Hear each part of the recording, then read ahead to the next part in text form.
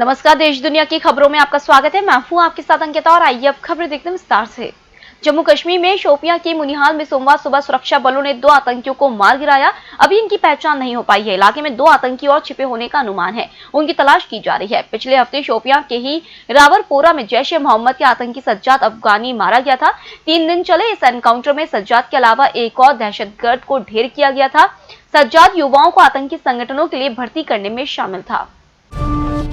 बंगाल में विधानसभा चुनाव के लिए भाजपा ने अपना घोषणा पत्र जारी कर दिया है। पार्टी ने इसे सोनार बांग्ला संकल्प पत्र कहा है। सरकारी नौकरी में महिलाओं को 33% आरक्षण, मछुआरों को हर साल 6,000 रुपए, केजी से पीजी तक लड़कियों की पढ़ाई फ्री करने और उच्चतर बंगाल जंगल महल और सुंदरबन में 3 नए एम्स खोलने की बात कही गई है। हर परिवार में कम से कम एक सदस्य को रोजगार का वादा भी किया गया है। घोषणा पत्र में नोबेल प्राइज की तर्ज पर टैगोर प्राइज देने का ऐलान भी किया गया है।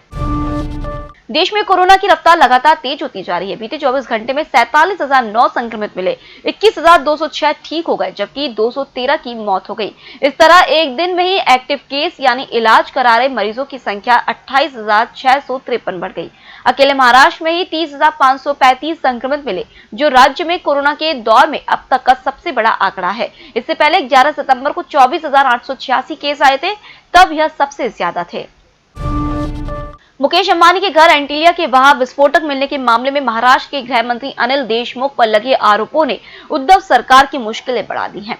मुंबई पुलिस के पूर्व पुलिस कमिश्नर परमवीर सिंह ने उद्धव ठाकरे को चिट्ठी लिखकर कहा था कि सचिन वजय को गृह मंत्री का संरक्षण था और उन्होंने वजह से हर महीने 100 करोड़ रुपए जमा करने को कहा था। शरद पवार ने कहा कि मुंबई पुलिस के पूर्व असिस्टेंट पुलिस इंस्पेक्टर सचिन वजय की बहाली पूर्व कमिश्नर परमवीर सिंह ने की थी, मुख्यमंत्री या गृह मंत्री ने नहीं।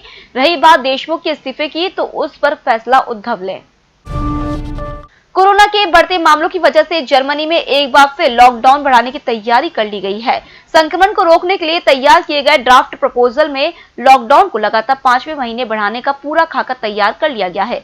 चांसलर एंजेला मर्केल के ऑफिस की ओर तैयार किए गए प्रपोजल में लॉकडाउन को 18 अप्रैल तक बढ़ाने की बात कही गई है। सोमवार को होने वाली रीजनल और नेशनल लीडर्स की मीटिंग में इस पर आखिरी फैसला लिया जा सकता है। इजराइल ने एयर पैसेंजर्स पर लगाई गई पाबंदियों को हटा दिया है। सुप्रीम कोर्ट के फैसले के बाद सरकार ने यह फैसला किया है। सुप्रीम कोर्ट ने अपने फैसले में कहा था कि 2 महीने से लगाई गई पाबंदियां असंवैधानिक है। इसके बाद देश की कोरोना कैबिनेट ने यह फैसला किया। इससे पहले यहां इंटरनेशनल एयरपोर्ट पर सिर्फ 3,000 यात्री को ही आने जाने की इजाजत थी। अमेरिका के पूर्व राष्ट्रपति डोनाल्ड ट्रंप का निजी बोइंग 757 विमान इन दिनों न्यूयॉर्क के एक नजदीकी हवाई अड्डे पर खड़ा धूल खा रहा है। इस विमान की खास बात यह है कि इसमें सोने का पानी चढ़ा हुआ बाथरूम है, साथ ही 24 कैरेट सोने के बकल्स वाले सीट बेल्ट भी है। यह विमान इससे पहले तक ट्रंप के फोटोशूट, चुनाव प्रचार, विशिष्ट दौरों आदि के लिए किया जाता था। रोड सेफ्टी वर्ल्ड सीरीज के फाइनल मुकाबले में इंडिया लीजेंड्स ने श्रीलंका लीजेंड्स को 14 रनों से हरा दिया। श्रीलंका लीजेंड्स को हराने के साथ ही इंडिया लीजेंड्स ने खिताब अपने नाम कर लिया। इंडिया लीजेंड्स ने श्रीलंका के सामने 182 रन की चुनौती रखी थी। रविवार को खेले गए रोड सेफ्टी वर्ल्ड सीरीज के फाइनल मुकाबले में सचिन तेंदुलकर की टीम ने श्रीलंका लीजेंड्स को 14 रनों से शिकस्त दी।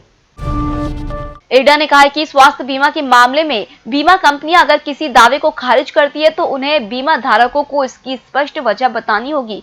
कंपनियों को यह भी सुनिश्चित करना होगा कि किसी दावे को सिर्फ पूर्व धारणा या अनुमान के आधार पर खारिज नहीं किया जाना चाहिए। भारतीय बीमा नियामक एवं विकास प्राधिकरण ने सर्कुलर स्वास्थ्य बीमा दावा निपटान में बीमा कंपनियों से स्वास्थ्य बीमा दावों के निपटान की प्रक्रिया में अधिक पारदर्शिता बरतने को कहा है। शेयर बाजार में कारोबारी हफ्ते की शुरुआत गिरावट के साथ हुई है। सेंसेक्स सोमवार को सुबह 282 अंकों की गिरावट के साथ 49,575 पर कारोबार कर रहा है। इंडेक्स में शामिल 30 में 21 शेयरों में गिरावट है। पावर ग्रिड का शेयर 1% से ज्यादा की गिरावट है। निफ्टी 65 अंक नीचे 14,678 पर कारोबार कर रहा है। फिलहाल इस बुलेटिन में इतना ही। आप बने रहिए EMS टीवी के साथ। नमस्कार।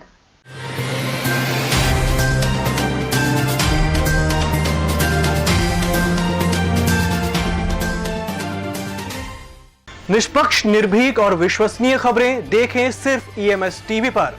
डाउनलोड करें EMS न्यूज ऐप। सत्ता के गलियारों से गांव की गलियों तक देखिए हर खबर अपने मोबाइल पर। डाउनलोड कीजिए EMS न्यूज ऐप।